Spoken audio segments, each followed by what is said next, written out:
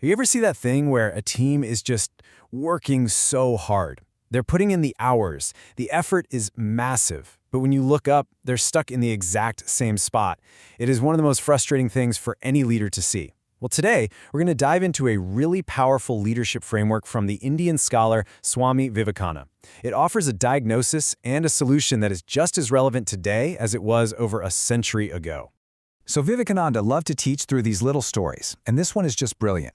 It's about a group of guys, right? They're all fired up to take a boat out. So they jump in, they grab the oars, and they row like their lives depend on it all night long. They're exhausted, but they're feeling great, totally sure they've gone miles. But then the sun comes up, they look around, and they haven't moved a single inch. In all that frantic effort, they forgot the one thing that mattered. They forgot to lift the anchor.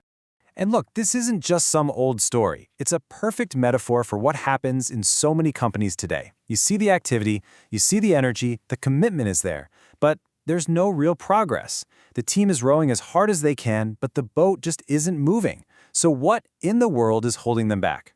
Well, according to Vivekananda, the problem isn't the team's effort. It's not their technique. The problem is a hidden anchor. And here's the really radical part, where he says that anchor is located. It's not the market, it's not the competition, it's not a lack of money. The anchor is in the leader. So this is the key. The anchor is the leader's own inner world. It's their unrefined character, their unfocused mind, their scattered energy. Until the leader deals with their own stuff, their own interior state, no amount of new strategies, fancy management techniques, or pep talks is going to make that boat move. The team is literally tethered to the leader's own limitations. Okay, this slide really gets to the heart of it. On the one hand, you've got conventional management. It basically treats the mind like a hard drive you just fill up with facts and skills. Success is all about what you know and whether you got the task done. The problem, it usually ends up creating dependence. But then you have this man-making model, which is a whole different ballgame. Here, the mind is an instrument you have to sharpen. The goal isn't just to finish a task, it's to develop your character. And success isn't measured by what you know, but by who you've become. And what does that create? Fearless, self-sufficient people, way more powerful. So how do you lift this anchor? The solution is a two-part framework, and the first part is what's called the B principle. It's pretty simple, actually. Before you can even think about leading anyone else, you have to do the deep inner work on yourself. It's about taking full responsibility for your own development, not as some side project, but as the absolute foundation of your ability to lead. The B principle is really built on these three pillars of character. First, fearlessness. Now, this isn't about being reckless. It's about getting over that constant low-grade fear of failure or what other people think, the thing that paralyzes so many of us. Second is empathy, but in a really deep way. Seeing your team not just as employees, but as part of one human family. That changes everything. And third, self-reliance. Building up that inner stability so you can handle challenges without always needing someone else to prop you up. A leader who is grounded in these three things has already lifted their own anchor. Now, what fuels all of this? There's this really cool concept called Ojas. The best way to think about it is like your deep well of vital energy, your psychological stamina. It's that inner reserve that lets you stay calm and centered when a crisis hits. It gives you a kind of presence that people are naturally drawn to. It's not about faking charisma. It's a real, tangible energy that you build up. Okay, so once you've done the inner work of the B principle and you've actually lifted your own anchor, now you're ready for part two, the make principle. This is where you shift your focus outward and start developing the people on your team, helping them become powerful, self-sufficient engines in their own right.